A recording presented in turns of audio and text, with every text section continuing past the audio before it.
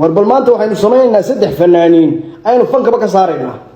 shaqooyin fanka u dhaama aynu u diraynaa ilaahay bayna awoorta ku eegan karmayne ninka ugu horeeya waa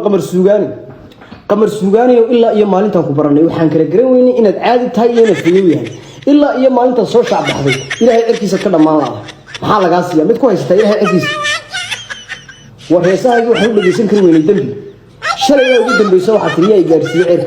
haddaba anaga ku gaarsiinna way ka firsan weeyay gabigaaga waxaan ku saaraynaa xabada iyo xkamceeda labada dhagood uu soo wayso ku tag baladaba aan ku aragna cirkii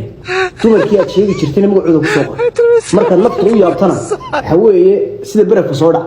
annagii waan ugu tiri waxa weeye dayaxan kan Kenya waxa weeye cirka magacaaga ku qoray hadana waxaan ka baqay inuu hilaa ingrees fanka ka baxanayo dayax kamceedkaas aan ku saaraynaa soo diyaar garow annagii dambiga digsabay warninka labaad waxa weeye xariir axmed adigu waxa weeye fanaan baa tahay Soomaalidaad badinaysa adiga dhibaatada waxa weeye bishii walba waxa gashaa bisha malabka gashaa waad guursataa haddaba sida ay kugu fududaato guurku gabigaaga waxaan ku furaynaa dugsi quraan halka ka baadi doon lahayd dumarka ama telefoon ka wacaya xaaja oran hayda iyaga uu dhex fadhiiso dugsi quraanka hal sharaxo wada roosi kartaana halkaas ka ballaminaysa khadiija bisha soo socota waa qalgalkeena gurigeena waxa inooga sii hayay xaaji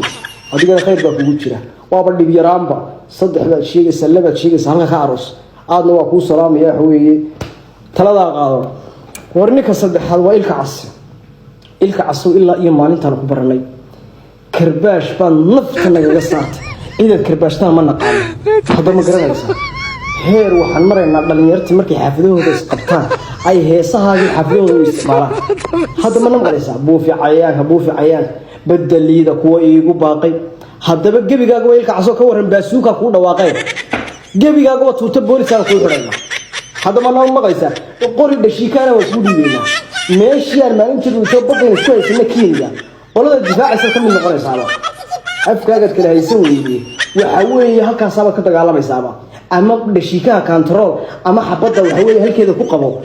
gebigaaga waa askari baan ka dhigayna Soomaaliland boqorka shanta Soomaaliyeed baa waa inaad dalkaaga u dhimataa mid kale waxa tahay askariga kaliya ee heesada baata marka nafta u yaabta ama baqdada ilayka xasaabta waan ku aqaan afkaas uma ka nooshahay marka nafta u yaabta heesaha uma sidanaysa buufi cayaanka lama qaysa badaliido gabigaaga baad digana baasuuka ku dhawaaqay ilkaasi soo diyaar garow ciidanka wadanka ka mid noqonaysa oo anaga nafta loo keentay naftiirada naga siitay badaliido kuwa iigu baaqay waraabba ku salaamay ilkaasi fanka dhaaf wax weey wadanka u dagaalay